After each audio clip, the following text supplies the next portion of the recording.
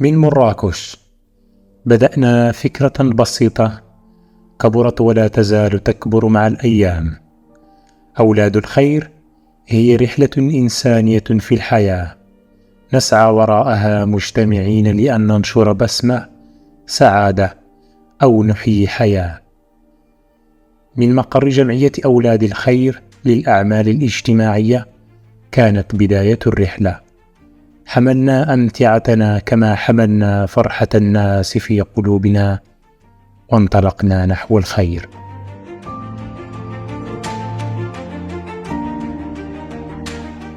كانت فكرة فخطوة، ثم أخذنا زمام الأمر بجهد غير منقطع. الكل واظب على أن تكتمل الفرحة من ينتظر الفرحة منذ أيام أو ربما شهور.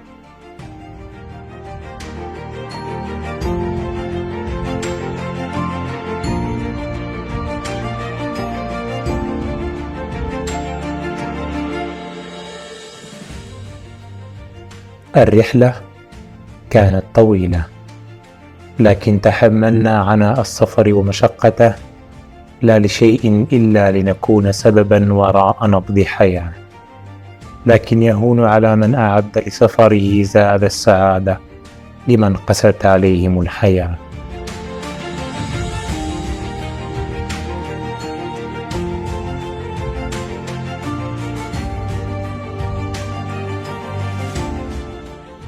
قطعنا أشواطا كبيرة في جمع التبرعات من المحسنين، رفعنا التحديات، الجميع أنفق من وقته وجهده وماله لنيل هذا البر، ثم قطعنا أشواط الطريق إليهم.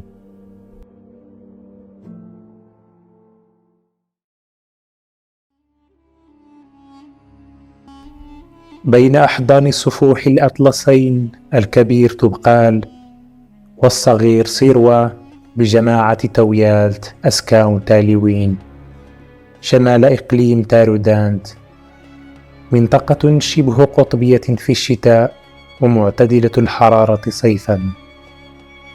تقع ساكنة دوار أيت ملول حيث وجهتنا. الناس هنا تعيش على وقع الفقر والتهميش والعزلة عن كل قرابة من مرافق العيش الكريم.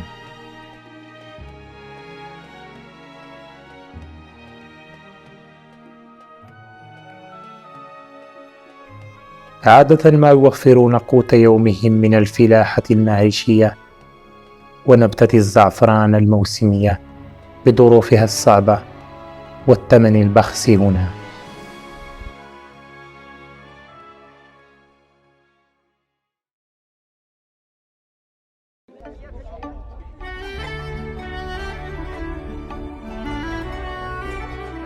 بسم الله، نبدأ سعادة جديدة.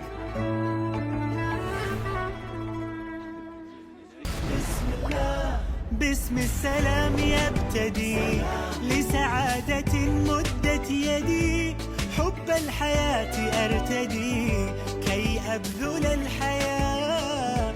من يرتجي كنزا ثمين قدر استطاعته يعين، هو رابح دنيا.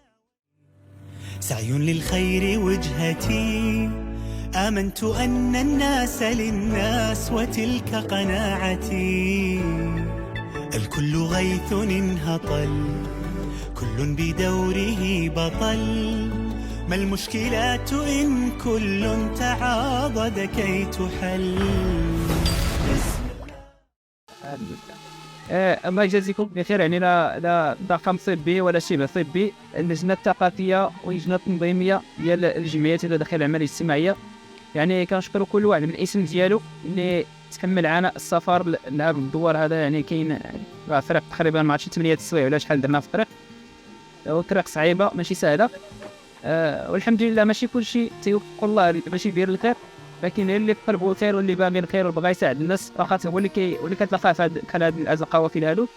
والحمد لله جمعيات ولاد الخير الهدف ديالها الاول والاخير هو الخير.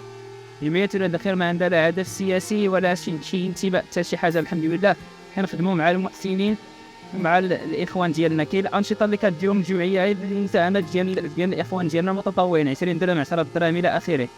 لله والحمد لله. يعني الجمعيات ولا داخل في ظرف واحد الدرس يعني اللي هو خطير، عطات واحد التخصيص كبير لا في مدينة مراكش ولا في يعني في الصعيد الوطني بالذات. يعني كالدولي عندنا شراكات مع جمعيات يعني برا اللي كيعاونونا في بعض الأنشطة. خمسة كبيرة غادي يخدم هاد الدار هادي.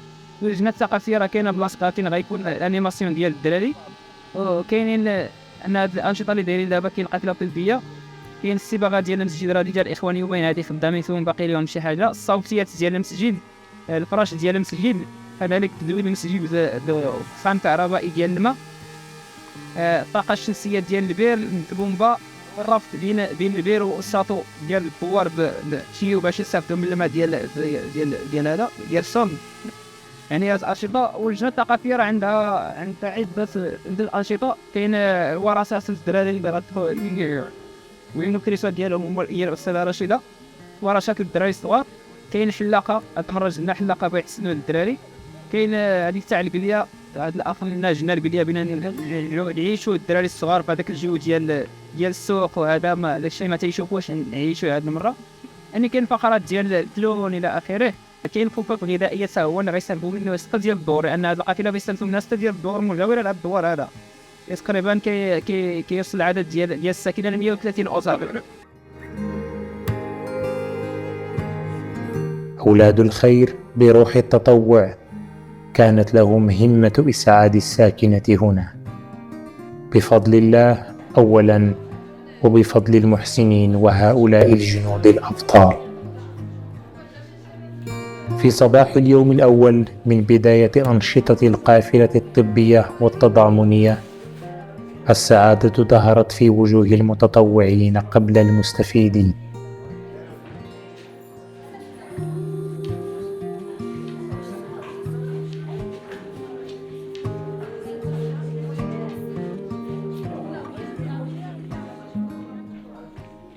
تكتمل سعادة الإنسان بإسعاد الناس من حوله. نعطي لذواتنا سعادة العطاء قبل سعادة من نعطي لهم.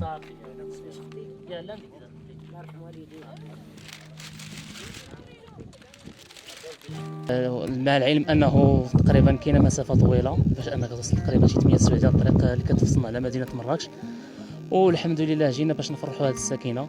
وهذه السكينه اللي تقريبا العدد ديالها كيتراوح ما بين 130 اسره.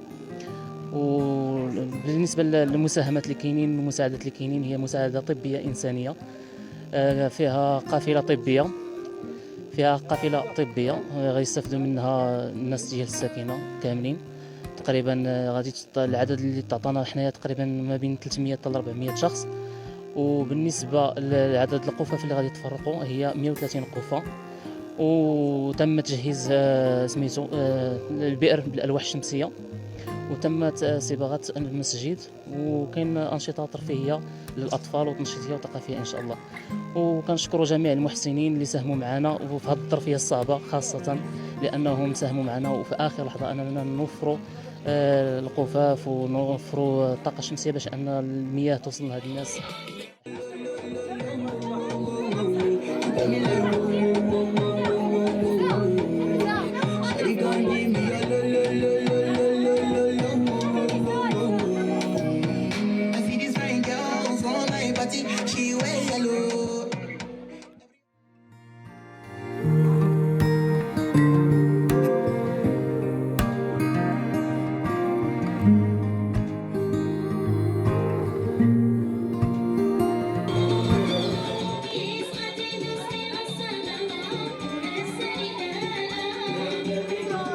في كل خطوة نخطوها نحن نبذل قصارى جهدنا للوصول إلى الأشخاص الذين يحتاجون إلى الرعاية الصحية والدعم.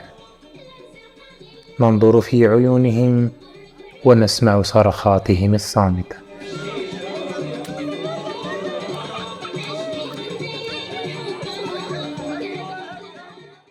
لا يزال الخير حيا لا يزال، إن في الدنيا سلاما ظلال. أخبر الأيام أنها في وصال. قم بنا وانظر لآيات الجمال. قم بنا وانظر لآيات الجمال. املأ الأرواح حبا أبيضا وانسى آلاما قضت فيما مضى. هذه الأيام تحلو بالرضا. قم بنا وانظر لآيات الجمال. قم بنا وانظر لآيات الجمال. لا يزال الخير حيا لا يزال.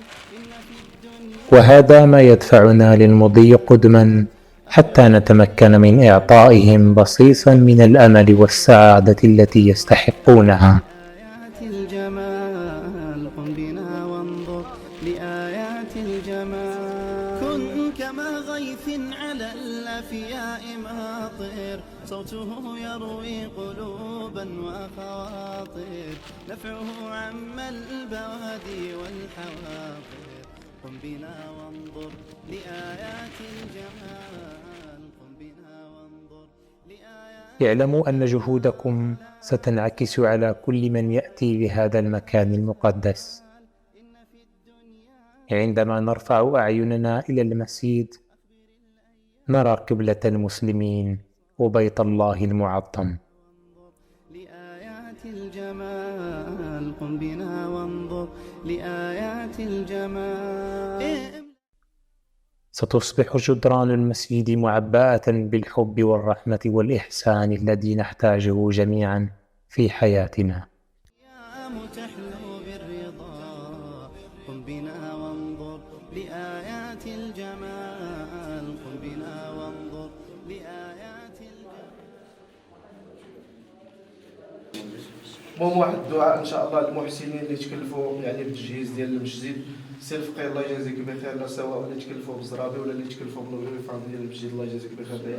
دعي معهم ان شاء الله. نرفع كفنا بالضراعة إلى الله تبارك وتعالى لندعو لهؤلاء المحسنين الذين ساهموا في صباغة المسجد وكذلك الأفرشة وكذلك مكبرات الصوت. فاللهم تقبل منهم هذا العمل المبروك وبارك لهم في المال والأرزاق يا رب العالمين. اللهم بارك لهم في أعمالهم يا أرحم الراحمين يا رب العالمين. اللهم اجعل هذا العمل صدقة جارية لوجهك الكريم. اللهم اجعل هذا العمل صدقة جارية لهم واصلح بها أحياهم يا أرحم الراحمين. وارحم بها أمواتهم يا أرحم الراحمين.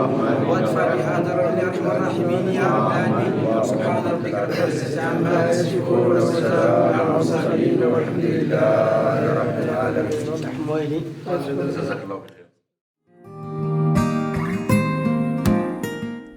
عملنا ليس مجرد حفر حفرة وإخراج المياه، بل هو عمل من القلب يهدف إلى إعادة الأمل والبهجة إلى حياة تلك العائلات المحتاجة. يصبح الماء العذب الذي يتدفق من البئر رمزا للتغيير والتجديد، ويمنحهم القوة للنمو والحياة.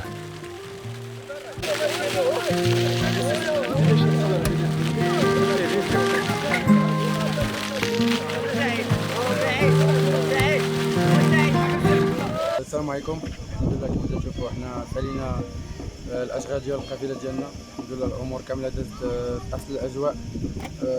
كنشكروا الساكنه اللي استقبلونا باحسن الاستقبال، وكنشكر جميع المتطوعين، والشكر الخاص للمحسنين اللي تساعدونا وتدعمونا. والحمد لله كنقول لكم ان الامانه ديالكم راه وصلت المحله، وان شاء الله تشوفوا هذا الشيء غتشوفوه بالصور وبالفيديوهات والتوثيق ان شاء الله. شكرا لكم. الحمد لله. بالنسبه اول حاجه يعني كنشكر جميع الاخوان.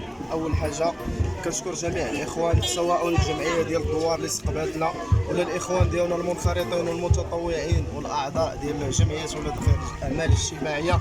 واحد الشكر اللي هو كبير بزاف اللي ساهموا بشكل كبير في نجاح هذه القافله. الحمد لله كانت ناجحه بنسبه 100%. ولنا لقاء اخر في قافله اخرى ان شاء الله.